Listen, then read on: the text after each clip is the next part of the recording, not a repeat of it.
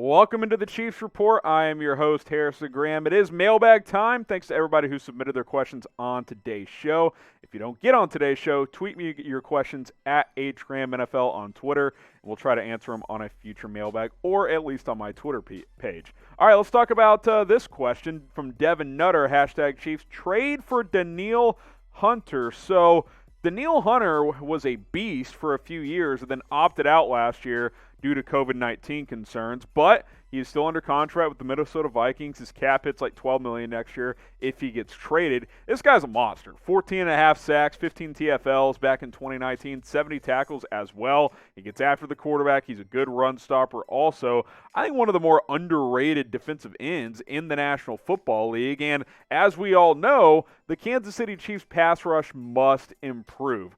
I would love to have Danielle Hunter on this football team, but I think it's just going to cost too much to bring him on board. The $12 million cap hit isn't too bad. The Chiefs are now $3-4 million above the cap. They're getting closer after cutting Eric Fisher and Mitchell Schwartz. So financially, you could probably make that work and then, restructure a couple of other deals to get under the cap line. But I don't see Minnesota being super motivated to trade him after their defense really struggled without him this past season.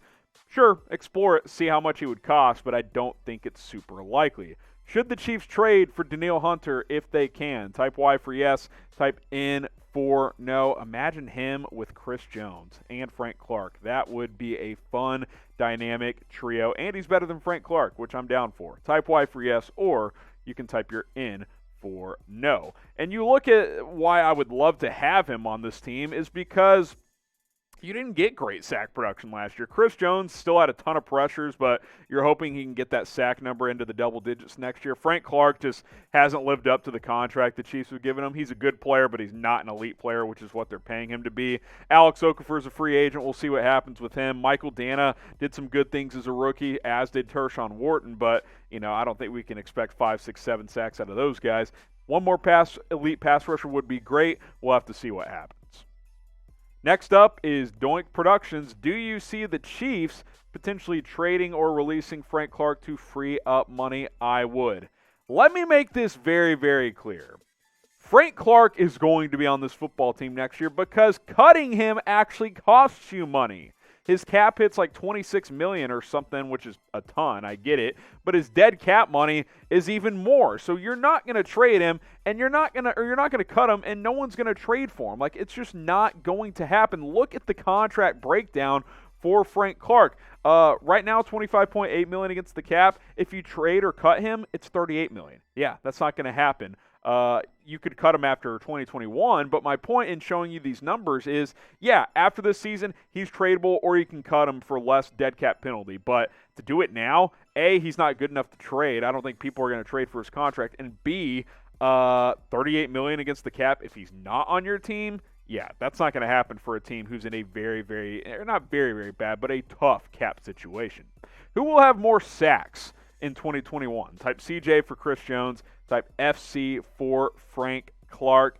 I think it'll be Chris Jones. I think he has a double-digit sack season next year. Go ahead and get your votes in, CJ or FC.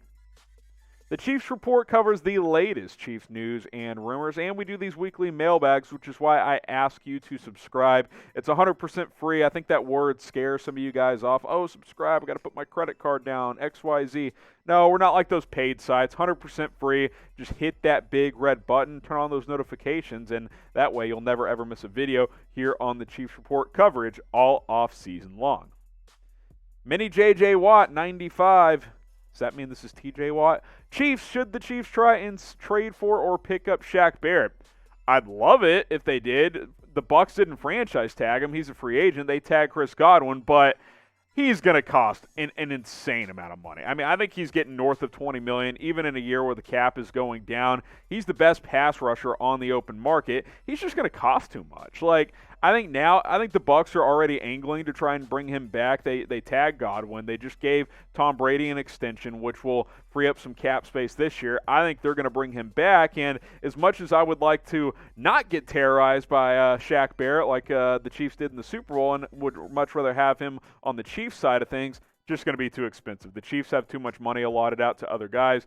They can't afford to give another pass rusher $20+ million. It's just not going to happen. Send in your best trade ideas, and hey, if we get enough good ones, we'll do a trade mailbag. That's something we did a lot last offseason. You guys send in your trade ideas. I do a mailbag centered around them, give my thoughts on them. It's fun. Be specific. You can factor in draft picks, player-for-player trades, whatever it is. Send in your best trade ideas and proposals. If we get enough good ones, we'll do a video on it very, very soon.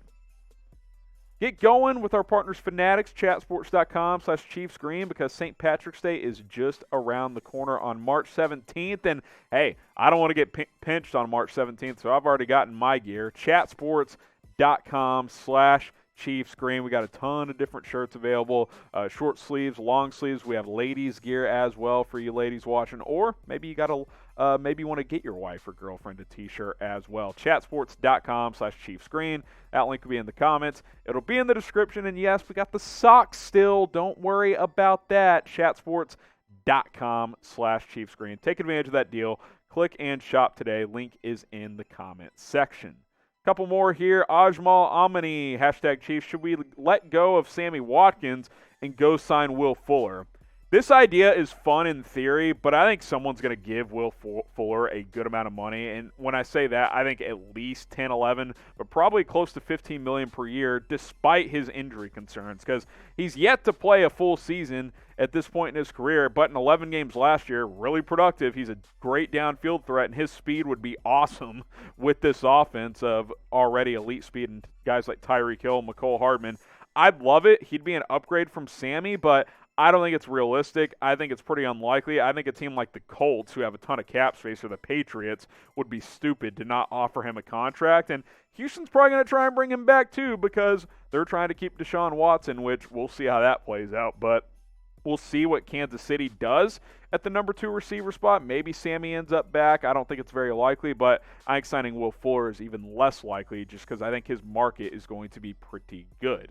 Name a wide receiver the Chiefs should sign. We've talked about a few of them over the last few weeks. Free agency's almost here, so go ahead and let me know who you would like to see the Chiefs sign at the wide receiver position. All right, Trav ain't sleep. Final word here. #Chiefs. What would you think if we signed Curtis Samuel or Corey Davis? Choose one. And how about getting an edge guy like Carl Lawson?